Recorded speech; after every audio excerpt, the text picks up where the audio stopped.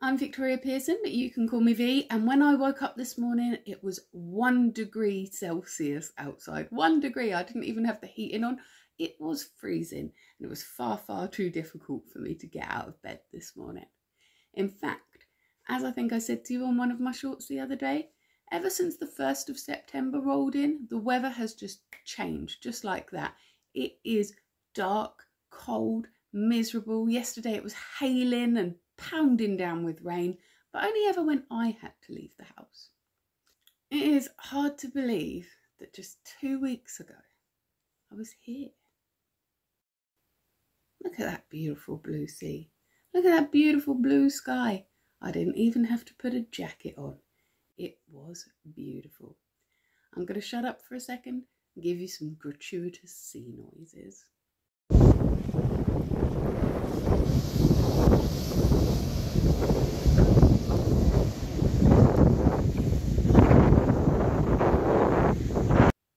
As you guys know, we have been to Kessingland quite a few times now.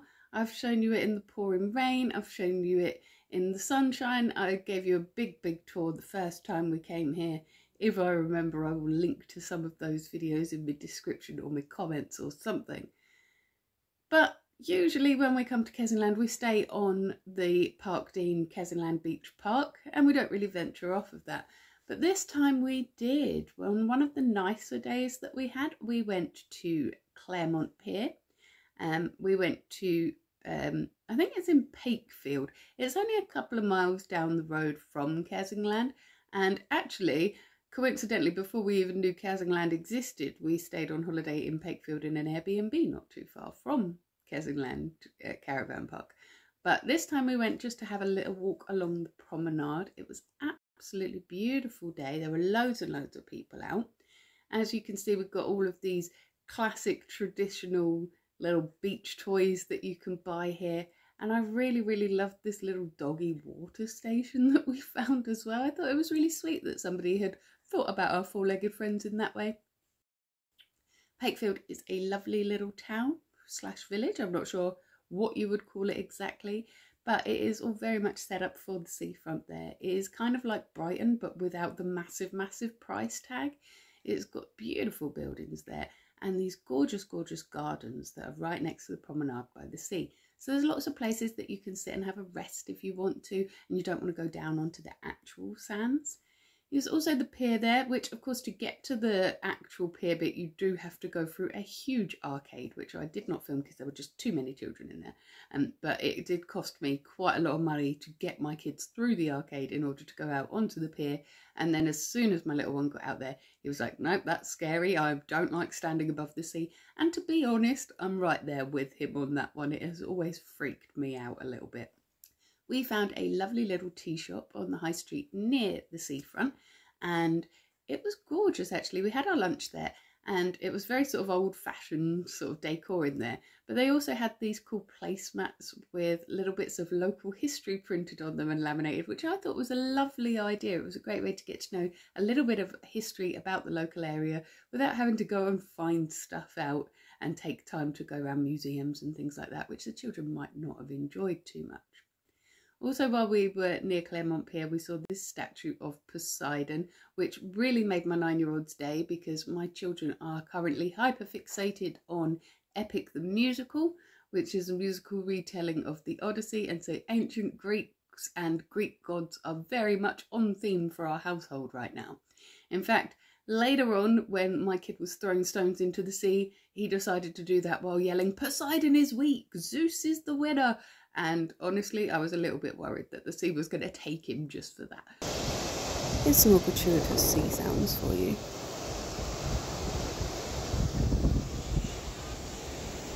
My kids really need to get smarter about the Fae, because when they saw this arrow made of stones on a table, they just decided to follow it. The fairies are going to take them.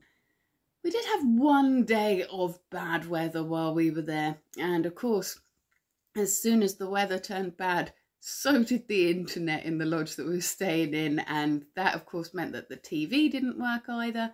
Now, luckily we don't have a TV at home, so it wasn't a great loss for the kids, but it did mean that I had to drive to the local Home Bargains and get a load of craft kits and things for people to do so that we could spend the day in the caravan without actually going crazy. That being said, we're not made of sugar, so we did still go out for a little while that day. In fact, I did my morning short in the absolute pouring rain. Look at this. It is absolutely hammering down. I was going to say that I'm grateful that the weather's not as bad as it said it was going to be, but it looks like it is going to be. And quite a few of you, actually, well, 2 of you, commented to say that I had a lovely posh raincoat, so I'd say thank you for that. It was only actually 20 quid, I think, from Amazon. Now, I got that one on the day before we went because I saw that the forecast had turned to rain and I didn't have an effective raincoat right now. And so I bought that one because I thought it's clear, it will just go with all of my outfits. I do not like the noise it makes. I do not like the feel of it. I don't like how hot it makes me. And I really don't like that when I'm walking along, you can just hear me crunching and rustling. It's awful. But that being said, it kept me really dry. It reminds me of a rain cover that you put over a pushchair. And it is a one size fits none, so it's far too big for me. I'm a size like 12 to 14 in UK sizes, and I have to sort of wrap it all the way around me and then put the belt on.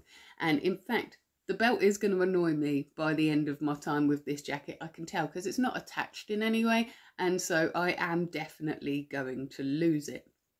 The only thing that I would change about it though is, apart from making it slightly smaller, is that I would make real pockets in it, because it's got fake pockets, and I was annoyed about that because I thought that they were real pockets when I bought it. I don't care if people can see things that are in my pocket, I just want to be able to get to my stuff easily. And it was kind of irritating wearing that over the top of my handbag, but if I hadn't done that then I wouldn't have been able to keep my handbag dry and my phone would have got soaked. So swings and roundabouts, it was a bit annoying, but it really did keep me dry and it was very affordable. So all you people saying it's a posh raincoat, go and get yourself one. It is only 20 quid. And I should have probably made an affiliate link for it or something. If I was good at marketing and stuff, then I probably would do that. But I can't be bothered. Just search it on Amazon, clear raincoat. There's loads of them on there. And we weren't made of sugar, so we did go for a little walk in the rain, even though it was still wet. It wasn't pouring down with rain anymore. And we are able to get to the nature reserve really easily from where we stay. And so it was just so nice to walk through there. I love the smell of grass and trees after it's been raining. It had just a hint of autumn smell in it, and I said you can tell that it's the very end of the summer, but it was still nice and warm, so it didn't feel too wintry. And I really love me an angry sea, and it's never angrier than when the weather's been a bit blustery, and it's just something about how powerful the sea is in bad weather. I absolutely love it. Just listen to this.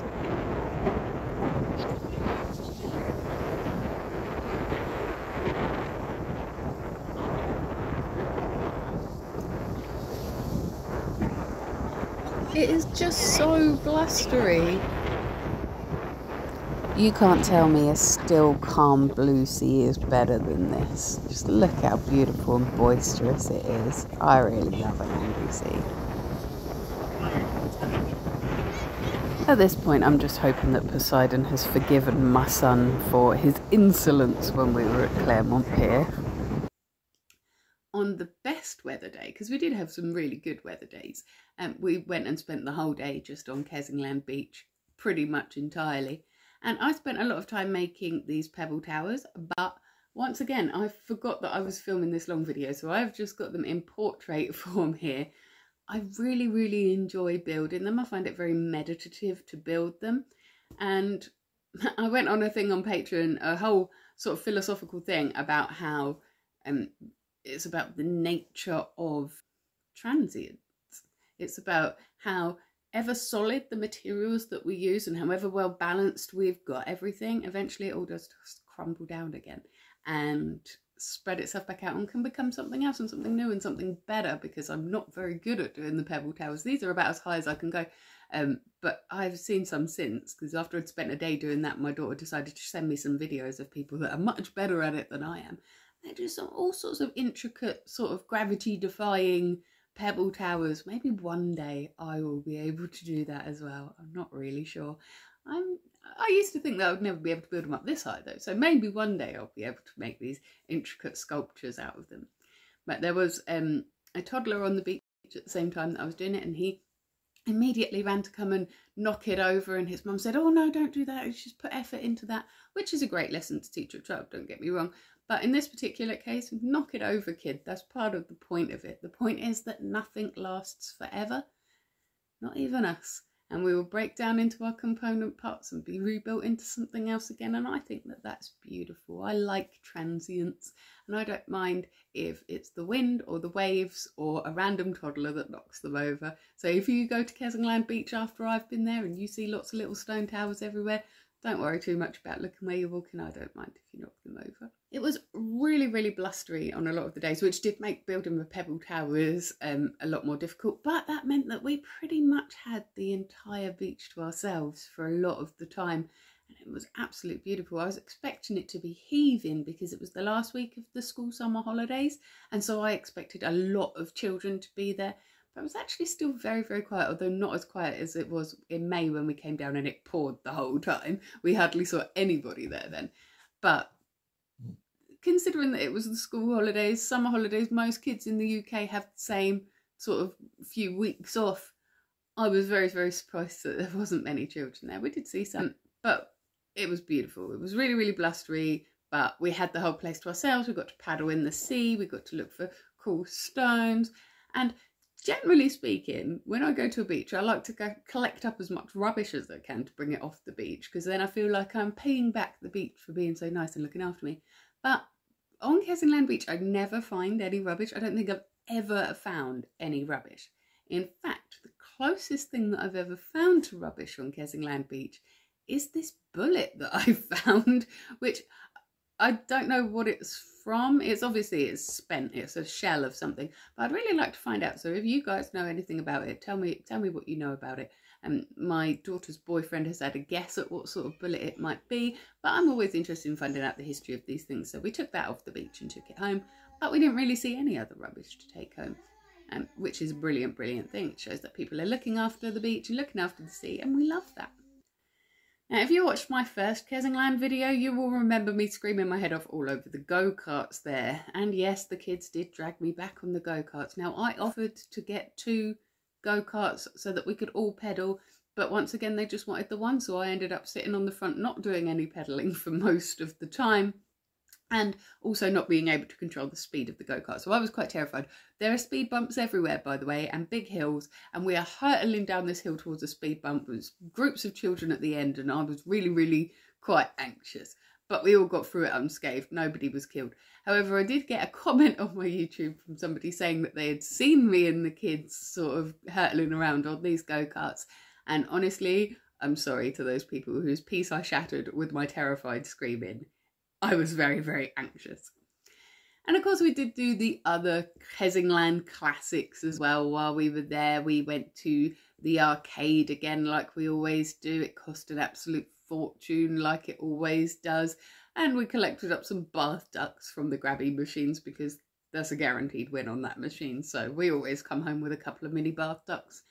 We also visited the pond that we visit each time we're here. It's kind of near the centre of the park in this little picnic area. It's really, really nice. I've shown you it from different seasons a few times. I think it looks its best in May when it's all flowery. At the moment, it was a little bit choked with pondweed and we couldn't see any ducks in there, but we did see lots of fish, so that was nice. We also checked out the communal garden that they've got there, and it looks lots more established than it did last year. Somebody has been working really, really hard on it, and they should be very, very proud of that. Again, I wasn't sure enough about who does it to sort of see if we could get involved or see if we could eat some of the strawberries that they had there.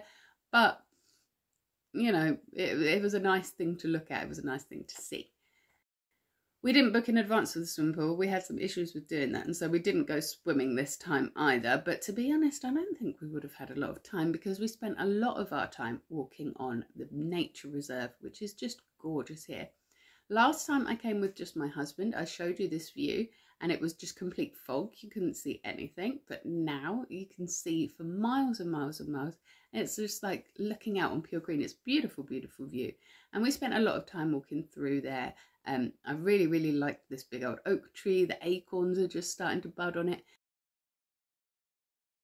And then there was this other tree, and I know I've seen this kind of tree before, but I have no idea what kind of tree it is. So if you're able to tell me, I would love to know, what kind of tree is this? What kind of tree is it? Because it's beautiful. As the leaves start to die, instead of turning red or yellow, they seem to turn silver before they fall off, and it just looks beautiful, and it smells awesome as well.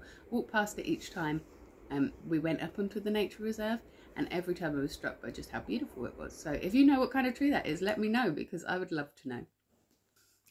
So that was my trip to Kessingland this time. I know that you guys have seen Kessingland a lot, but it's a free holiday for me, so I'm going to keep going back there unless somebody else wants to offer me a free holiday somewhere else. But the kids really, really love it there. I really love the beach there. It's just beautiful, and I always feel refreshed and renewed when I get back. It's just such a shame that this time we came back to full winter, autumn weather. It's very, very cold. It's very, very wet. And I would very, very much like to be back on the beach building my little rock towers again. Join me next week for my next vlog. I have no idea what I'm vlogging about yet. Next weekend I'm taking my daughter off to uni, and so I'm probably just going to have a little chat about why that's made me cry. But I will be here every single morning in your shorts. I'll be taking a great big deep breath, letting you know what I'm grateful for. My kid sometimes joins in with it, and you can hear him whistling along when he's taking the breath. And I would love if you joined in as well. The more of us that start our day with a great big deep breath, the better, I think. I'll also be here on a Witchy Wednesday doing an intuitive tarot card reading for you. Now, a few of you have asked if I do private readings, and I said no at the time, but I've set up this thing on my Ko-fi now so that I can accept commissions for readings. So it's like kofi.com/VSPearson85, and then I think it's like /commissions. I'll put a link to that in the comments as well. But you can book me directly there for a short or a long reading, and that is the only place that you can book me for a reading. So if you're getting DMs from someone that looks like me, offering you readings, asking you for money, that sort of thing, that isn't me. But you can book me through Ko-fi, and I will do a private reading for you sent directly to your email. I hope that whatever you are doing this week, it is not too cold, dark and miserable for you. Have yourself a magical week.